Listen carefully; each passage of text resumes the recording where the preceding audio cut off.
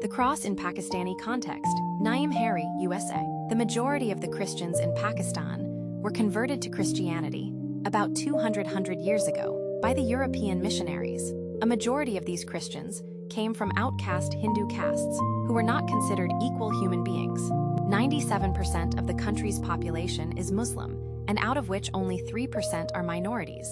The Christians are the largest minority. Outcast Hindus carried the cross of segregation and discrimination for centuries prior to their conversion to Christianity. Segregation and discrimination have been an integral part of Christians in Pakistan. They are born in segregated atmospheres, live in segregated environments, and continue to carry their crosses, which is imposed on them by majority Muslim community. Pakistan came into being on the 14th of August, 1947, and became an independent nation after being under British rule for about 190 years.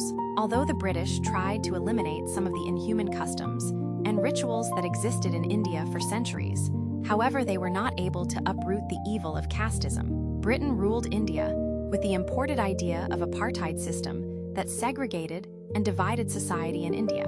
The white man from Europe was considered superior to native Indians, so the British brought a modern type of casteism and then integrated this to an Indian society and casteism. Britain promoted casteism and maintained casteism to prolong and strengthen their rule in India. British, who claimed themselves as Christians, did not lessen the burden of the crosses of their Christian low-caste brothers and sisters, but in fact increased the burden of their crosses. The idea of Christian cross came to India in 52 AD with the arrival of Saint Thomas, the Apostle of India. Saint Thomas was an architect and was bought as slave by an Indian king. Being sold as slave in itself is a cross, and Saint Thomas brought pain and suffering with him. Though he was a first Christian in India and brought the good news, he also brought pain with him that Christian faith causes.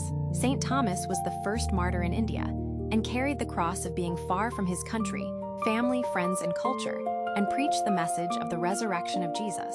Today, the cross is carried by many others in various groups in Pakistan. The plight of the indigenous Punjabi Christians in Pakistan lies in the fact that most of them belong to the poor, untouchable class. They are victims of caste prejudice. The caste stigma runs deep, especially in matters of eating and drinking from the same dishes.